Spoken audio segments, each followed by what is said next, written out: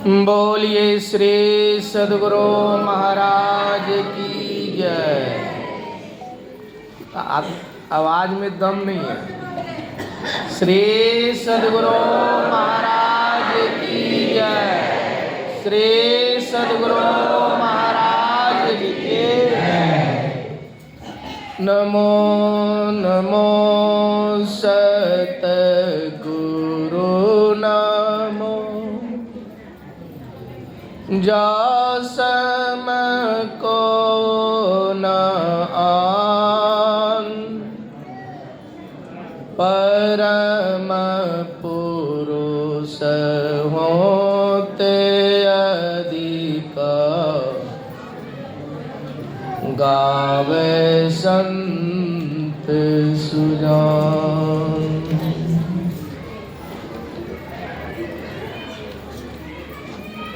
परम पूज्य सभी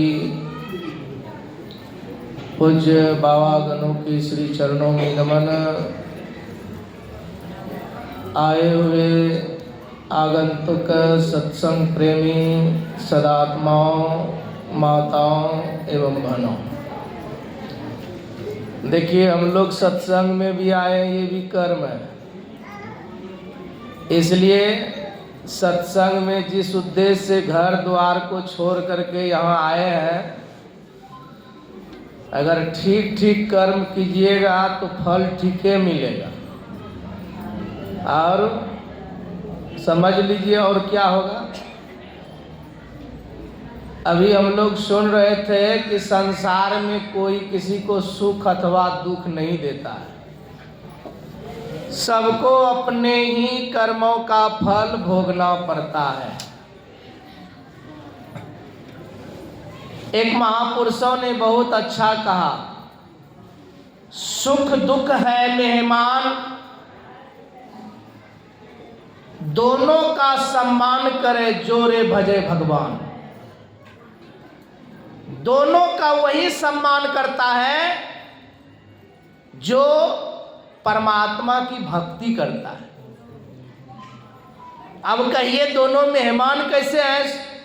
सुख को सब चाहते हैं, दुख को कोई नहीं चाहते हैं। तो महापुरुषों ने बहुत अच्छी उपमा दिया। सुख क्या है?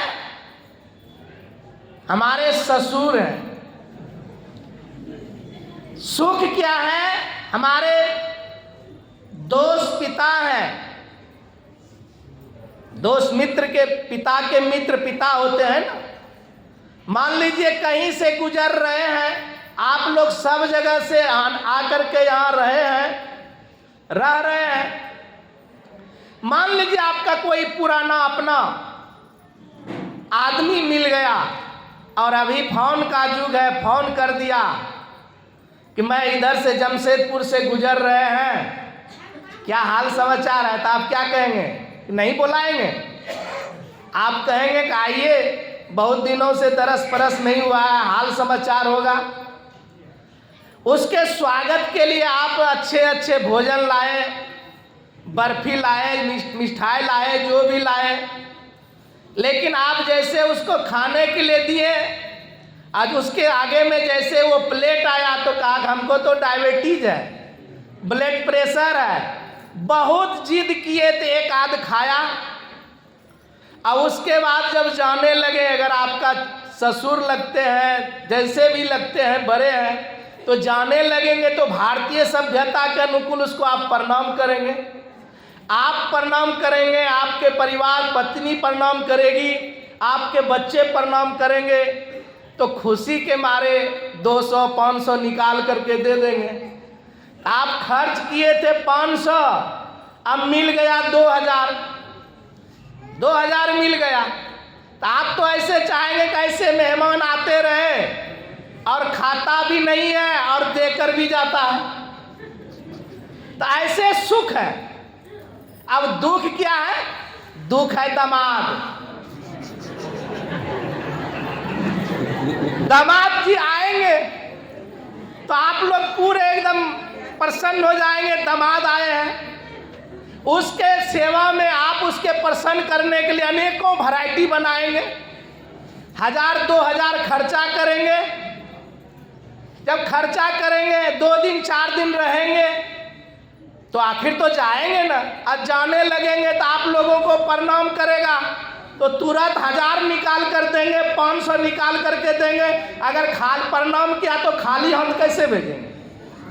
तो वही दुख है दामाद, ये आता है, खाता भी है और लेकर के भी जाता है। इसलिए ऐसे दुख सुख मेहमान है, लेकिन दोनों का सम्मान वही करता है जो भजे रे भगवान।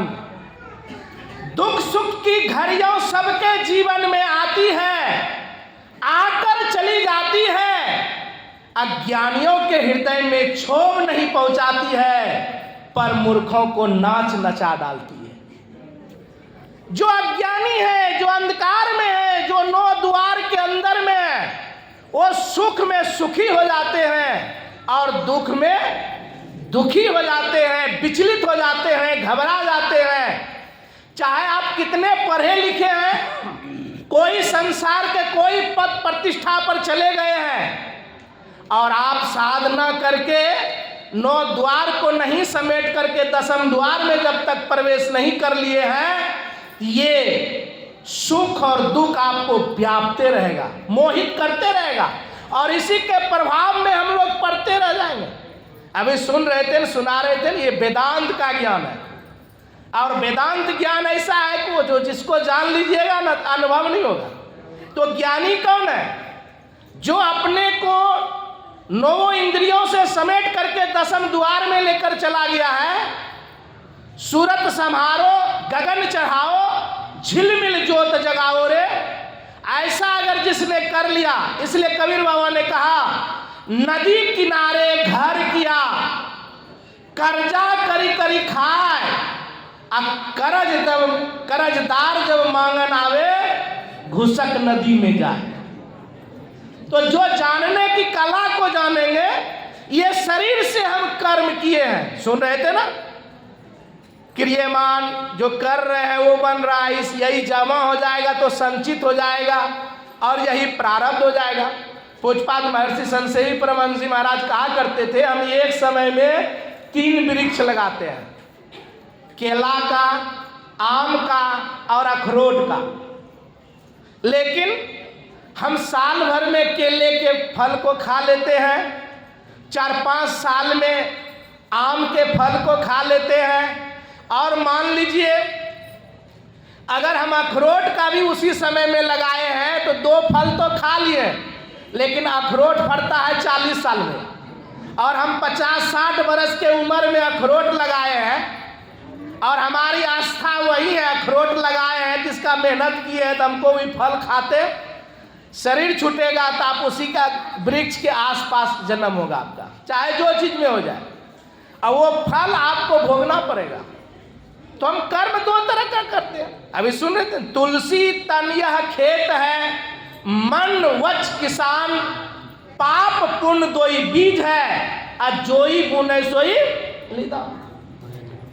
जो हम बुनते हैं, इसलिए कर्म को सोच कर कीजिए, और जो सोच कर नहीं करेंगे, चाहते हैं सुख अब कर रहे हैं दुख वाला, तो सुख कहां से मिलेगा? इसलिए महात्मा गांधी ने कहा, अग्र सुचि सदा सुखी। और पूज्यपाद साई स्वामी जी महाराज कहते थे, बुद्धिमान पुरुष वही होता है जो कर्म करने के पहले सोचता है। अगर कर्म करने के पहले नहीं सोचे, अगर हम कर्म करने वक्त भी सोच रहे हैं, विचार रहे हैं कि इसका फल क्या होगा, तो कहते थे इसको सतर्क कहते हैं, कि कम से कम सचेत हो गया, हट गया उस कर्म को, सोच विचार करके कर रहा है। और जो करके सोचते हैं उसी को मूर्ख का। और मूर्ख कौन होता है? जो अज्ञानी होते हैं, जो 9 द्वार में विचरण करते हैं, और 9 द्वार में विचरण करने वाले को मूर्ख कहते हैं। और जो विचार करके करते हैं, कर्म 10वें द्वार में चले जाते हैं, अपनी वृत्ति को समेट लेते हैं, वही ज्ञानी होते हैं। राधा स्वामी ने कहा, सुबह सुन रहे थे बाबा लोगों से, खोज करो अंतर इस नगरी में तिमिर समाना भूल भरम हर बार, अब खोज करो अंतर उजियारी छोड़ चलो नो द्वार। इसका अर्थ होता है नजदीक। हम लोग जहां हैं वहां अंधकार में पड़े हुए हैं, और अंधकार में कैसा प्रकाश है। इसलिए गुरु महाराज ने भी कहा, घटवा घोर रे आंधरी सुरति आंधरी भई, सुधि बुद्धि भागी तम गुण लागी, गुरु ने सुधि दी। आदि आदि बातें हम लोग बाबा लोगों से सुनेंगे कर्म के बारे में। बोलिए श्री सद्गुरु महाराज।